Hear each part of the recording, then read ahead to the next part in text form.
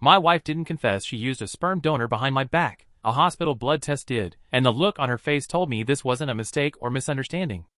My name is Ethan Holloway, I'm 40 years old, and until a few weeks ago, I thought my life was ordinary in the safest, most comforting way possible.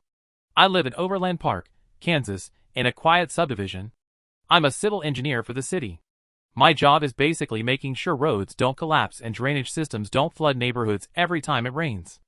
My wife, Marissa, says I've always preferred problems that can be solved with measurements and calculations instead of feelings. We met at a mutual friend's barbecue 15 years ago. She laughed at one of my terrible jokes about traffic cones, which should have been my first sign she had questionable judgment. We started dating, moved in together after 2 years, married 3 years later. No whirlwind romance, no dramatic breakups. The only thing that didn't come easy was having a child. For almost 5 years, nothing happened. At first we shrugged it off. Then we started tracking ovulation cycles, timing everything, turning intimacy into something that felt scheduled and clinical. Eventually we saw specialists. That's when we found out the problem was probably me. Low sperm count. Not zero, but low enough that natural conception would be difficult. The doctor said, "Not impossible, just unlikely," which is one of those phrases that sounds hopeful but isn't. I remember sitting in the parking lot afterward, staring at the steering wheel while Marissa talked softly about options, IVF, treatments, supplements, lifestyle changes. I barely heard her. All I could think was that I had somehow failed at the one biological thing men are supposed to be able to do without trying. It messed with me more than I expected.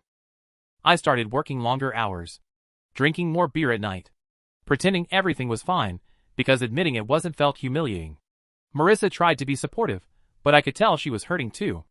We looked into IVF, but the price tag might as well have been a luxury yacht. Insurance covered almost nothing. We ran numbers, considered loans, even talked about moving to a cheaper house, but every plan felt like gambling our entire future on a maybe.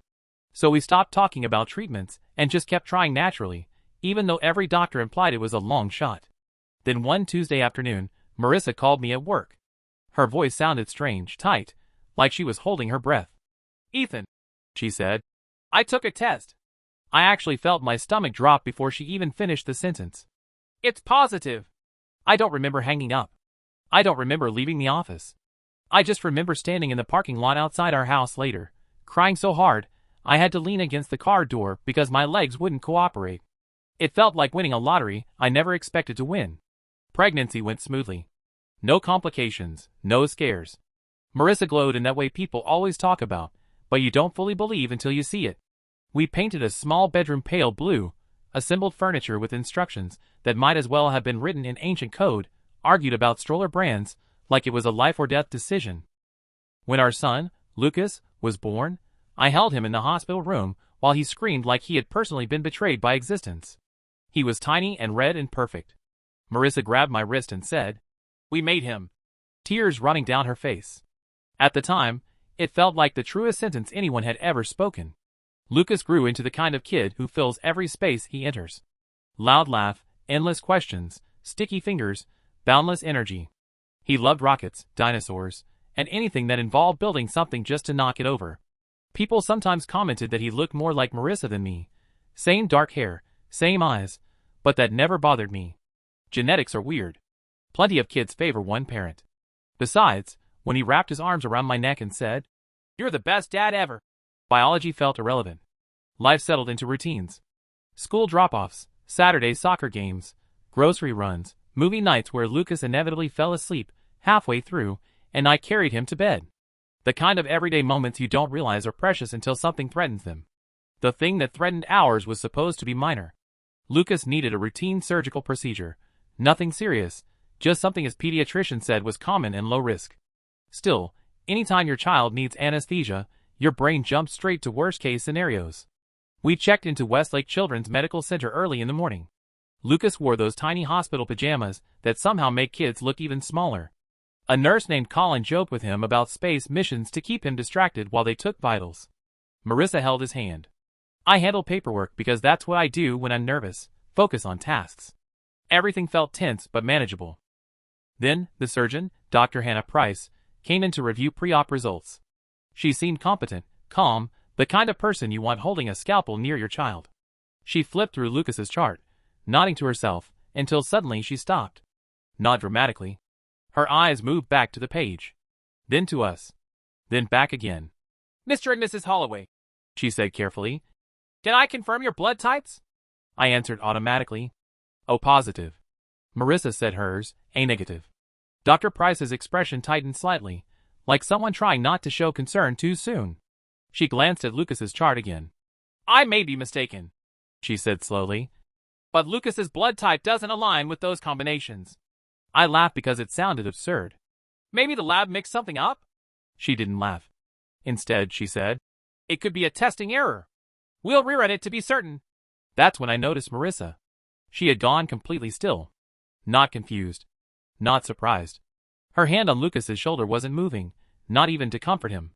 Her face had lost color so quickly it was like someone dimmed the lights inside her. In that instant, something cold slid into my chest. Dr. Price continued speaking, but I barely heard her. All I could focus on was Marissa's silence. The way she wouldn't look at me. The way her jaw was clenched so tightly a muscle kept jumping near her temple. Lucas, oblivious, was busy asking if he could have ice cream after surgery. The doctor eventually said she'd be back once the lab confirmed results and left the room. The door clicked shut. I turned to Marissa. "What was that about?" I asked. She didn't answer. "Marissa." Still nothing. Just her staring at the floor, breathing shallowly, like she was trying not to panic in front of our son. "Hey," I said more firmly. "Talk to me." Lucas looked between us, confused. "Mom?" She forced a smile at him that didn't reach her eyes. "Everything's fine, sweetheart." It wasn't. 20 minutes later, Dr. Price returned alone. She gently suggested Lucas go with the nurse to pick out a toy from the pre-surgery prize box. He happily trotted out of the room, leaving the two of us behind. The moment the door closed, the air felt heavy. Dr. Price folded her hands and spoke in the careful tone doctors use when they're about to say something uncomfortable. "The repeat test confirmed the original result," she said. "Based on the blood types involved, it is highly unlikely Mr. Holloway is Lucas's biological father." For a second, I thought she must have confused us with another family. "That's not possible," I said automatically. She didn't argue, like she delivered the information and the rest was no longer her place. Out of the corner of my eye, I saw Marissa's shoulders collapse slightly, like she'd been bracing for impact and it had finally landed. And that's when I knew. Not that the doctor was right. Not yet. But that my wife already knew she was. I turned to her slowly. "Marissa," I said, my voice barely working. "What is she talking about?" She didn't look at me. Instead, she whispered something so quiet I almost missed it. "I didn't think it would ever come out." And in that moment, I realized whatever was about to happen wasn't going to be a misunderstanding. It was going to be the truth. I don't remember the surgeon leaving the room, only the sound of the door closing and the sudden feeling that the oxygen had been sucked out with her. Marissa was sitting on the edge of the chair beside Lucas's empty bed, hands locked together so tightly her knuckles had gone white. She kept staring at the floor like if she didn't look up, none of this would be real. I was still standing. "Say something," I finally managed. My voice sounded wrong, thin, like it belonged to someone else. She swallowed. Her throat moved, but no words came out. "Marissa." Another swallow. Then, without lifting her head, she whispered, "I didn't think it would happen like this." Every nerve in my body went cold. "Didn't think what would happen?" Silence stretched so long it started to feel violent. Then she said, "I used a donor." At first, the sentence didn't make sense. My brain tried to rearrange it into something harmless, like she meant she had donated blood or volunteered somewhere. "What are you talking about?" I said. She finally looked up, and I will never forget that expression for the rest of my life. It wasn't defiant. It wasn't even guilty in the dramatic sense. It was terrified. And exhausted. Like she'd been carrying something heavy for years, and had just dropped it. "When we couldn't get pregnant," she said slowly, "I went to a clinic." My ears started ringing. "A fertility clinic." I sat down because suddenly I didn't trust my legs. "You went to a clinic," I repeated, as if saying it back might make it less insane. "Without me?" She nodded once.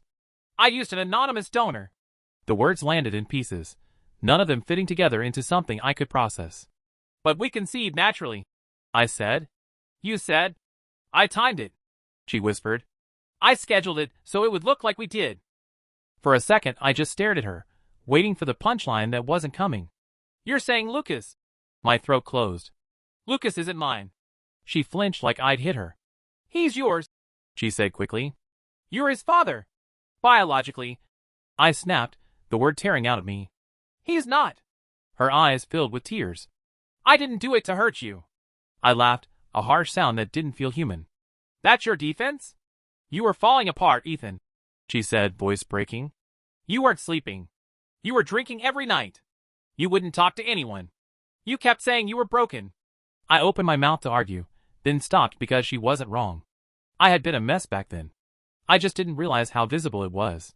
I wanted to give you what you wanted, she continued. A family. A child. Something to pull you out of that place. So you lied to me, I said. For 8 years. Her tears spilled over. I was going to tell you. When? She hesitated. That hesitation told me everything. I don't know, she admitted. Every year that passed, it got harder. You were so happy. Watching you with him. I couldn't destroy that. Destroy that? Like the truth was a bomb she'd chosen to keep buried. I pressed my palms into my eyes, because suddenly my head hurt, a deep pressure behind my skull. You made a life-altering decision about my child without me, I said slowly, trying to keep my voice steady. You decided I didn't deserve to know. I thought you'd say no, she whispered. And that makes it okay? I thought you'd feel humiliated. Or resent the baby. Or leave me. Her voice dropped to almost nothing. I couldn't risk losing both of you. The logic twisted my stomach. So instead, I said, you made sure I never had a choice. She didn't argue. That was the worst part. No excuses. Just quiet acceptance that yes, she had done exactly that. Was it someone you knew? I asked suddenly. Her head snapped up. No. God, no. It was anonymous. Through a licensed clinic. How do I know that? I have the paperwork, she said immediately. It's all documented. Paperwork. The word made this feel even more clinical, like there was a file somewhere that proved my life wasn't what I thought it was. Where is it? In the attic, she said. In a box from when I moved out of my apartment. You hid it in a box, I thought. Like it was just old tax returns or college notes. Neither of us spoke for a while. The hospital sounds filtered in through the walls. Distant voices, a cart rattling, a monitor beeping somewhere down the hall. Normal life continuing, while mine had just derailed. Finally, I said the thing that had been sitting like a stone in my chest. Does anyone else know? She shook her head immediately. No. No one. Your parents? No. My parents? No. Friends? No. I studied her face, searching for hesitation. I didn't see any. So this entire time, I said slowly, it's just been you. Carrying this. Her shoulders sagged. Yes. A small, bitter part of me thought, good. You don't get to spread this pain around. Then guilt hit because that was a cruel thought, and cruelty isn't who I am. Or at least it wasn't. What about the donor? I asked. Can he show up someday? Claim anything? He signed away all rights, she said quickly. It's completely anonymous. No names. No contact. You trust that? She hesitated. It was a reputable clinic. Not yes. Not really. I leaned back in the chair and stared at the ceiling tiles, trying to slow my breathing. 8 years. 8 years of birthday parties, scraped knees, bedtime stories, first days of school. 8 years of believing something that wasn't true. And yet, the kid I loved more than anything hadn't changed at all. Lucas was still Lucas. He still ran into my arms when I got home from work. Still asked me to check for monsters under the bed. Still insisted I was the only one who could build Lego sets. The right way. Nothing about him was different. But everything inside me was. I don't even know what to feel, I said finally. She wiped her face with shaking hands. I know you're angry. I'm not just angry, I said quietly. I feel replaced. Her head jerked up. You're not replaced. Genetically I am. She shook her head desperately. That doesn't matter. It matters to me, I said. Not because I loved Lucas any less, but because the choice had been taken from me. She opened her mouth, then closed it again, like she realized there was nothing she could say that wouldn't sound hollow. After a long silence, she whispered, Do you regret him? The question hit me like a slap. No, I said immediately fiercely. Never. Not for a second. Relief flooded her face so intensely it almost looked like pain. I was so scared you would, she said. I regret not knowing. I replied. There's a difference. Her eyes filled again. The door opened before either of us could say anything else. A nurse stepped in, smiling brightly, completely unaware that our marriage had just detonated. Ready to head to surgery? Lucas came bouncing in behind her, clutching a plastic astronaut toy. Dad, look what I got. I forced my face into something resembling normal and smiled back. Buddy, that's awesome. He climbed onto the bed, chattering about rockets and ice cream and whether he'd be asleep the whole time. Marissa stroked his hair with trembling fingers. I stood there watching them, feeling like I was observing someone else's family. Except I wasn't. This was still my son. Still my life. Just not the version I thought it was. As they wheeled him out, Lucas reached for my hand. I squeezed it gently, memorizing the warmth, the trust in his eyes, the way he didn't doubt for a second that I was his dad. When the doors swung closed behind him, the hallway suddenly felt enormous and empty. Marissa stepped closer to me, like she wanted to touch my arm, then stopped herself. I'm sorry, she said softly. I nodded because I didn't trust myself to speak. Sorry felt too small for something this big. We sat in the waiting area for hours, not talking, just existing in the same space with a truth neither of us knew how to live with yet. At one point she said, barely audible, Are you going to leave us? I stared straight ahead. I don't know, I said honestly. Because the terrifying thing was I didn't. Not about her. Not about anything. Lucas's surgery went fine.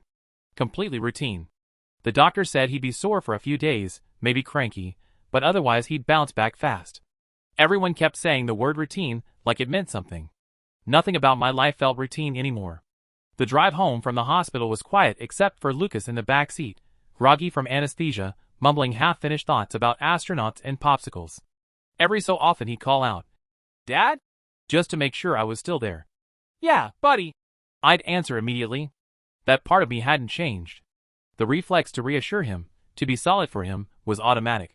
Marissa sat in the passenger seat staring out the window, her hands clasped tightly in her lap. She looked exhausted, like she hadn't slept in days. I realized she probably hadn't. She'd been living with this secret for 8 years, and now it was finally out in the open with nowhere left to hide. I should have felt sympathy. Mostly I felt numb. When we pulled into the driveway of our house in Brookfield Estates, the place looked exactly the same as it always had. Beige siding, neatly trimmed lawn, Lucas's soccer ball abandoned near the garage. It struck me how bizarre it was that the outside world hadn't changed at all. Inside, everything felt different. Lucas shuffled in slowly, leaning against me. I helped him to the couch, tucked a blanket around him, set his new astronaut toy beside him. He fell asleep within minutes, his mouth slightly open, one hand still curled around the plastic figure. I stood there watching him breathe. If someone had told me that morning that by afternoon I'd know he wasn't biologically mine, I would have laughed in their face. It sounded like the kind of twist you only see in bad movies, not real life. But there he was. Same kid. Same little snore. Same cowlick in his hair that never laid flat no matter how much water we used. Mine. Not mine. Both somehow true at the same time. Marissa hovered behind me in the doorway, shifting her weight like she wanted to say something but couldn't find the words. I'll make dinner, she finally said. I nodded without turning around. We moved through the evening like strangers sharing a space. She cooked. I cleaned. Neither of us touched. Our conversations were strictly about Lucas, medication times, what he could eat, when to wake him for pain relief. Logistics. Nothing personal. After Lucas was settled in bed that night, we ended up in the kitchen facing each other across the island like opponents at a negotiation table. You asked about the paperwork, she said quietly. I'd almost forgotten in the chaos of the day. It's in the attic, she repeated. I can get it. Part of me wanted to say no. To pretend this was something we could just not dig into further. But another part needed proof, needed something tangible to anchor the nightmare to reality. Get it, I said. She disappeared upstairs. I heard the faint creak of the attic ladder, the soft thud of boxes being moved. Every sound felt amplified in the silence. When she came back down, she was carrying a small plastic storage bin, one of those translucent ones with a blue lid. Something about how ordinary it looked made my stomach twist. She set it on the kitchen table like it might explode. Inside were old notebooks, photos, random memorabilia from her 20s, and a plain manila folder. She didn't open it. Just pushed the bin slightly toward me.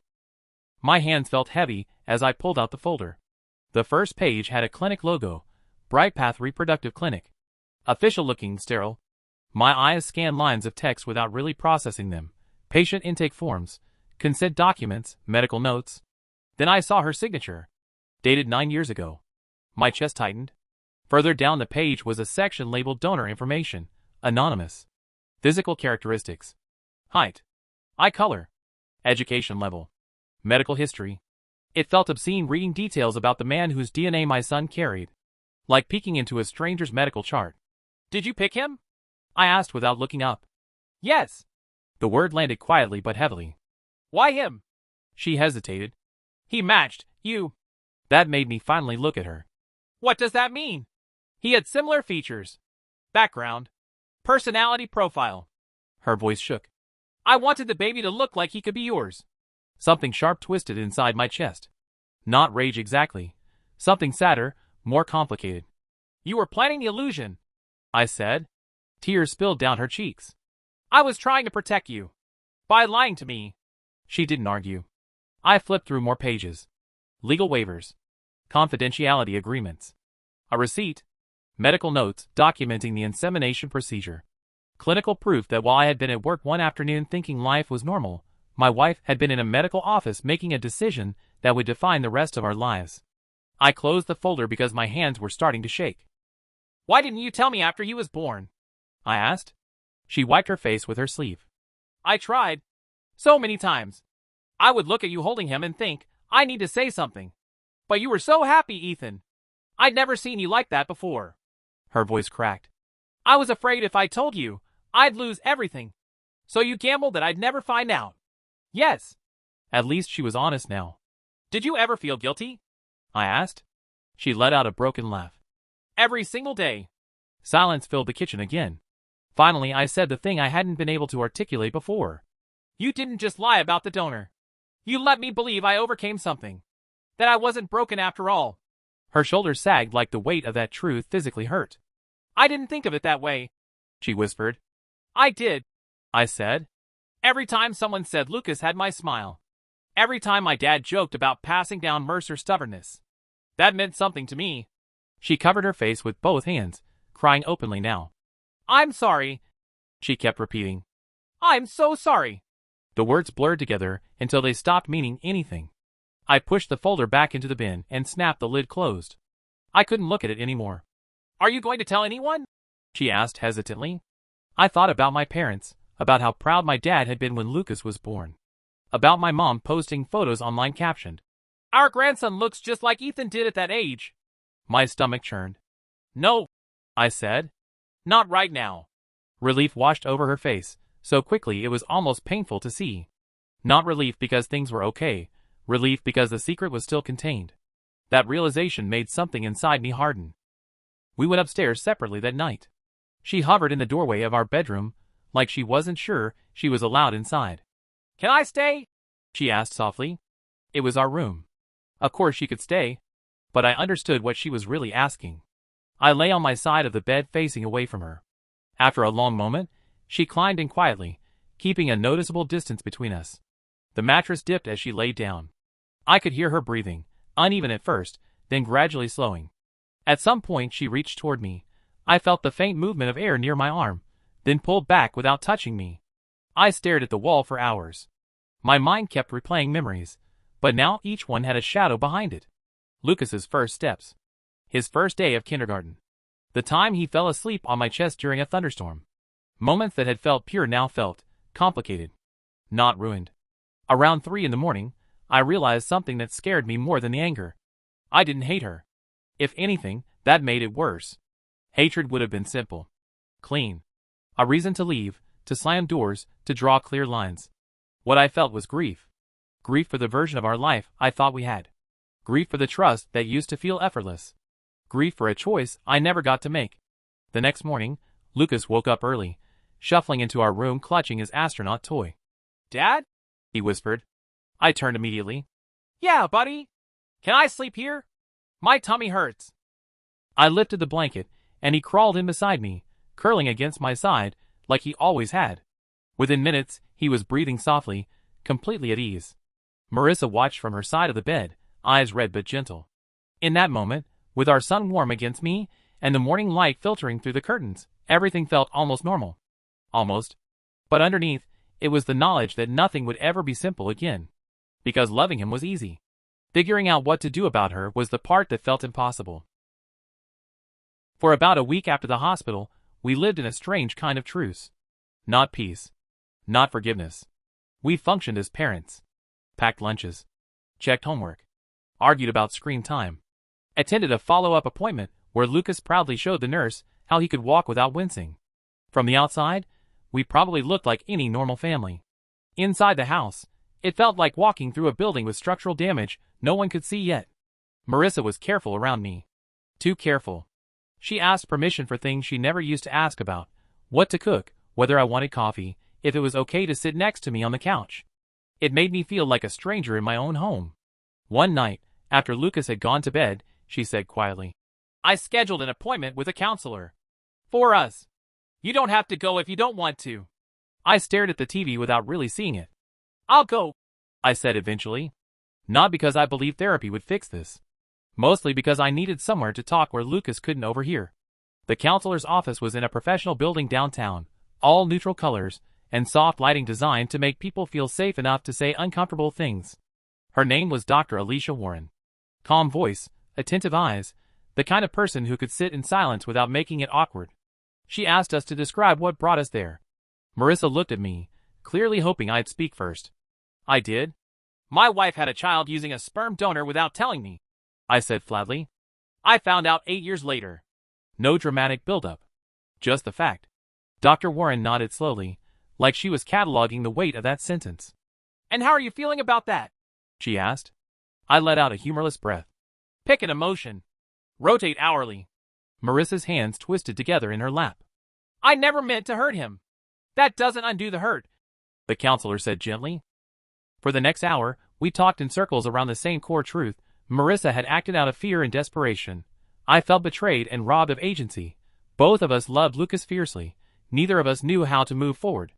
At one point, Dr. Warren asked, "What do you need from Marissa right now?" I thought about it. "I need to know it won't happen again," I said. Marissa looked confused. "What won't?" "Being shut out of decisions that affect my life," I replied. "I need to know I matter enough to be included, even if the answer scares you." Her face crumpled. "You do matter. You always have. But you didn't trust me," I said quietly. Silence filled the room. On the drive home, she finally said, "Do you think we can fix this?" I stared at the road ahead, headlights sliding past in the darkness. "I don't know," I answered honestly. And that became my default response to everything. Weeks passed. Lucas healed completely. School resumed. Soccer practice started up again. Life kept moving forward whether I felt ready or not. Some days I almost forgot. We'd laugh at dinner, argue about whose turn it was to take out the trash, fall into familiar routines. Then something small would trigger it. A comment about genetics in a TV show, a father-son resemblance joke from a neighbor, and the whole weight of it would crash back down. One Saturday afternoon, I was helping Lucas build a model rocket in the garage. He was concentrating fiercely, tongue sticking out slightly the way he always did when he was focused. "Dad," he said suddenly, "do you think I'll be tall like you when I grow up?" The question hit me like a punch to the chest. I forced a smile. "Maybe. Hard to say." He nodded, satisfied, and went back to gluing fins onto the rocket. But I couldn't stop staring at him. Not searching for differences. Just realizing how much of parenting is built on assumptions about the future. Who they'll resemble. What traits they'll inherit. Stories you tell yourself about continuity. Marissa appeared in the doorway, watching us. Our eyes met briefly, and I saw the same ache mirrored in hers. That night, after Lucas was asleep, I finally said something that had been building for weeks. "I don't want a divorce," I said. She froze, like she was afraid to react too strongly, and scared the moment away. "Really?" she whispered. "Not right now," I clarified. "Maybe not ever. I don't know. But blowing up his life feels wrong." Tears slid down her face, but she didn't move closer. She seemed to understand that relief didn't equal forgiveness. "Thank you," she said. I shook my head. "This isn't a gift, Marissa. It's just the least bad option I can see." We started therapy regularly after that. Not dramatic breakthroughs, just slow, uncomfortable conversations. learning how to talk without either of us shutting down or spiraling. Trust didn't magically come back. It's still not back. But something else started to grow in its place, a kind of cautious honesty. She tells me things now, even small ones, like she's overcorrecting. I find myself asking questions instead of assuming. A few nights ago, Lucas crawled into our bed again after a nightmare. He wedged himself between us, warm and solid and completely secure in the knowledge that both his parents were there. In the dark, I felt Marissa's hand inch toward mine. This time, I didn't pull away. I didn't grip it tightly either. Just let it rest there. Later, when Lucas was asleep again and we carried him back to his room, she whispered, "Do you think he should ever know?" I stood in the doorway watching our son breathe, the glow of his nightlight casting dinosaur shadows on the wall. "I don't know," I said, because that's the truth. Maybe he deserves to know someday. Maybe telling him would only complicate something that feels simple to him now. Maybe the donor will stay anonymous forever. Maybe a DNA test in the future will blow everything open again. There are no clean answers. Just trade-offs. Before turning off the light, Lucas mumbled in his sleep, "Love you, Dad." The word landed exactly the way it always had, warm, unquestioned, absolute. "Love you too, buddy," I said softly. Back in our bedroom, Marissa asked the question I think she'd been afraid to voice. "Do you still love me?" I sat on the edge of the bed for a long time before answering. "Yes," I said finally. "But it's different now." She nodded, tears slipping silently down her face. She didn't ask me to explain, and I didn't try. Some things don't translate into neat sentences. Life isn't back to normal. It probably never will be. But it isn't destroyed either. It's something in between, fragile, imperfect, still standing. Sometimes I look at our family photos on the wall and feel a pang, like they belong to another version of us. Other times, I look at Lucas laughing at the dinner table and think none of the biology actually matters compared to the life we've built around him. I still don't know if staying is the brave choice or the cowardly one. I don't know if forgiveness will come naturally over time, or if I'll always carry a quiet resentment in the background. All I know is that every morning my son runs into the kitchen, grins at me like I hung the moon, and calls me Dad without hesitation. And for now, that's enough to keep me here. But I can't stop wondering whether loving him is enough to hold the rest of this together, or if one day the truth we're living with is going to catch up to us again in a way none of us can control. So I guess my question is this. If you found out your entire family was built on a decision you never agreed to, but it gave you the person you love most in the world, would you stay and try to rebuild, or walk away from the betrayal no matter the cost?